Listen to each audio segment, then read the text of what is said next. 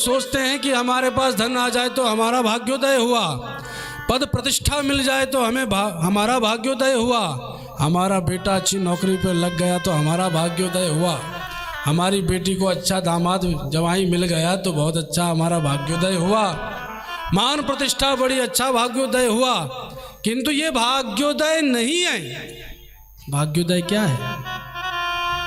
जब अनेकानेक जन्मों के, कल्पों के, युग युगांतरों के, मनवांतरों के पुण्य उदित होते हैं जीव के, तब सत्संग मिलता है। वही सत्संग भाग्योदय है। सत्संगमं चलवते पुरुषो यदा।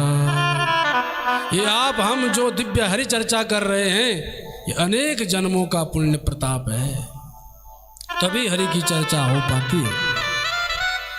ये सत्संग से होता क्या है?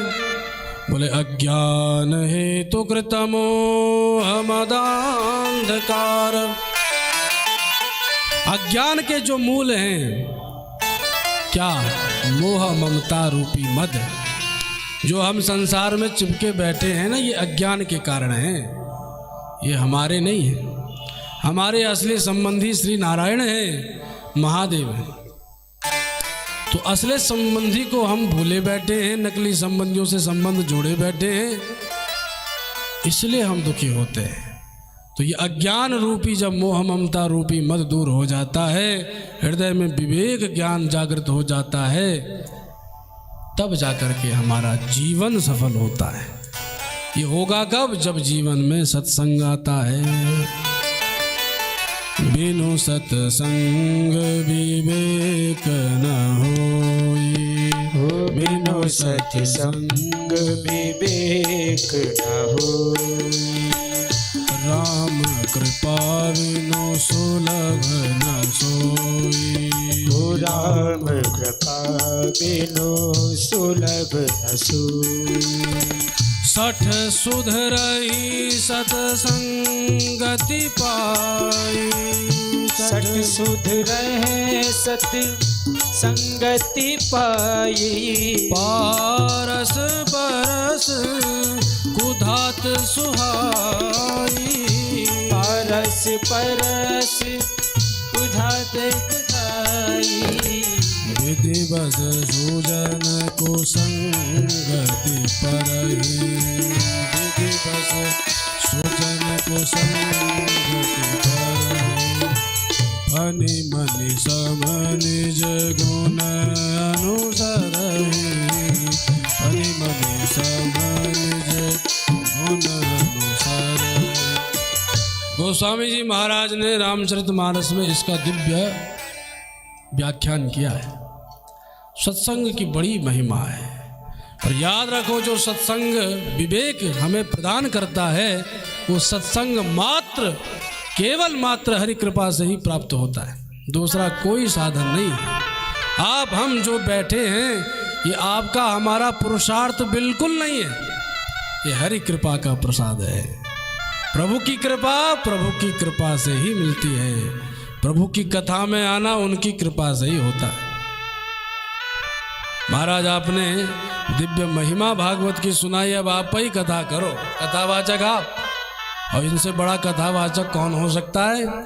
जिन्होंने जन्मते ही पिताजी की बात काट करके हरि का मार्ग अपना लिया हो, पिताजी ब्रह्मा जी का श्राप भी अपने ऊपर धारण कर लिया, और 5 वर्ष के बौने बन के रह गए, और फिर भी हरि कथा में मस्त रहते हैं। ऐसे महात्मा कहाँ हो सकते हैं? आजकल लोग व्यास भी कब बुलाते हैं? कथावाचक वो चाहिए जो देखने में सुंदर हो, वस्त्र भी बढ़िया पहनता हो। और हमने तो यहाँ तक सुना है कि कथावाचक ऐसे भी हैं कि महाराज वो सज धज करके ही आते हैं। तो आजकल वर्तमान में ये स्थिति है कि वक्ता को प्रायः स्वरूप से देखा जाता है, कैसा है। और अगर कहीं वक्ता में कोई अंग गड़बड़ा गया हो तो महाराज हम उसको बुलाते ही नहीं। अरे वो दिखने में भी ठीक नहीं है। ऐसा हो जो जरा दिखने भी मोटा तगड़ा हो, थोड़ा बाल भी लंबे हों, लटके झटके खूब मारने वाला हो, तो ऐसा वक्ता खूब जचता है। आजकल बाहरी परिवेश पर विशेष ध्यान दिया जाता है, किंतु वास्तव में वक्ता होना कौन चाहिए? बाहरी परिवेश नहीं, भीतरी परिवेश कैसा है? व्यास मंच को सुशोभित किया है बड़े बड़े दिग्गज महात्माओं ने, चाहे वो अष्टावक्र जैसे 8 अंग से टेढ़े हों या कैसे भी हो। बाहरी परिवेश वक्ता का नहीं देखा जाता, भीतर क्या है। आज के समय में कोई नंगा बाबा आ जाए तो उसको व्यास मंच पर बैठाने से हम घबराएंगे, और सुखदेव जी तो नंगा बाबा हैं। धूल धूसरितांगस्तम, धूल धूसरित होकर के आए हैं, और परीक्षित ने तुरंत सिंहासन पर बिठा दिया, महाराज अब कथा सुनाओ। भीतर परिवेश रहनी कैसी है उस पर देखना चाहिए। संतन की गति रामदास, जग से लखी न जाए, बाहर तो संसार सा भीतर उल्टा था। संत बाहर से दिखने में संसारियों के समान साधारण दिखते हैं, पर भीतर में उनकी स्थिति बहुत ऊंची होती है। इसलिए संतों को भीतर के परिवेश से हमें पहचानना चाहिए, बाहरी परिवेश पर नहीं। इसलिए आज तो वर्तमान में बहुत सावधानी की आवश्यकता है। उस समय त्रेता युग में रावण आया कपट वेश धारण करके, आजकल तो हर कोई कपटी बना बैठा है। कौन असली है पहचानना कठिन है। याद रखो, नकली को असली समझ लिया तो भी खतरा है, और असली को नकली समझ लिया तब तो और बड़ा खतरा है। कहीं पता चला असली संत बैठे और आप अपमान करके चले आए तो याद रखना, कुलम समूलम दहती, सारा परिवार पतन की ओर चला जाएगा। ये हम नहीं कह रहे हैं, ऐसा मत सोचना, हम अपनी ओर से कह रहे हैं। रामचरितमानस में प्रताप भानु की कथा आती है। कपटी महात्मा के एक तनु के चक्कर में फंस गया, और ऐसा फंसाया उस कपटी राजा ने प्रताप भानु को कि विविध मृगन कर आमिष राधा, तई महु विप्र मांस खलु साधा। स्वयं आया ब्राह्मण का वेश धारण करके और परोसा ब्राह्मणों को मानव मांस, और जब पाने लगे ब्राह्मण देवता तो स्वयं आकाशवाणी कर दी कि जिस भोजन को तुम पा रहे हो इसमें तो नरमांस मिला है। ब्राह्मणों ने जैसे देखा, ब्राह्मण बड़े क्रोधी हो गए। ब्राह्मणों ने श्राप दे दिया, जाओ निशाचर हो तुम मूढ़ सहित परिवार, जाओ सारा परिवार राक्षस बने, ऐसा श्राप दिया। इसलिए बहुत सावधानी की आवश्यकता है, कहीं असली को नकली न समझे, नकली को असली न समझे। तो फिर हम क्या करें? बोले भीतरी परिवेश देखो, वो भीतर से कैसा है,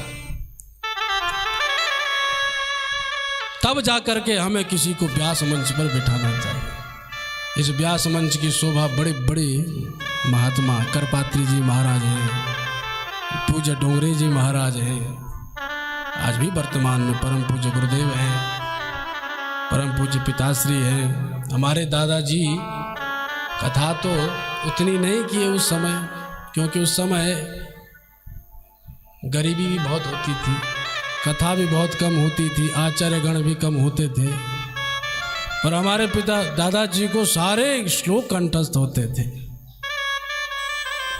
एक बार हमारे दादाजी आए, ये हम अपनी कथा नहीं सुना रहे हैं, संतों की स्थिति बता रहे हैं। एक बार दादाजी दिल्ली आए, उस समय प्रथम पिताजी की सन्निधि में बैठ करके भागवत शुरू ही किया था, 10वें स्कंद तक तो पहुंच ही गए थे अपने राम। पर दादाजी आए तो दादाजी ने कहा, भाई तो कथा कर रहा है? हमने कहा, तो बोले जरा सुनाओ 10वें स्कंद, और हमने सुनाना चालू कर दिया। अब भाई हम भी नए जोशीले, भाई जैसे नए विद्यार्थी को जोश होता है हमको भी जोश, हमने भी सुनाना चालू कर दिया कि कथितो वंश विस्तारो भवता सोम सूर्ययोः। 10वें स्कंद का प्रारंभ किया तो पहला श्लोक भी बोला, दूसरा श्लोक भी बोला, तीसरा श्लोक भी बोला, और उसके बाद तीसरे श्लोक के बाद हमने पितामहा में समरे मरंजय बोलना शुरू किया। तो जैसे व्याख्या हुई तो दादाजी बोले ठीक है। मैंने कहा दादाजी कुछ त्रुटि तो नहीं रही? बोले तुमने वो वाला श्लोक नहीं कहा कि निवृत्त तरसै रूपगीयमानात् भवौ सदा छोत्र मनोभिरामा। दादाजी को एक एक श्लोक याद थे कि इसके बाद कौन सा श्लोक आता है। तब से हम घबराते भी थे।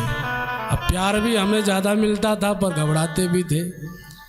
तो संत भीतर से संतत्व को प्राप्त हो चुके होते हैं, इसलिए बाहरी परिवेश पर किसी वक्ता का हमें ध्यान नहीं करना चाहिए।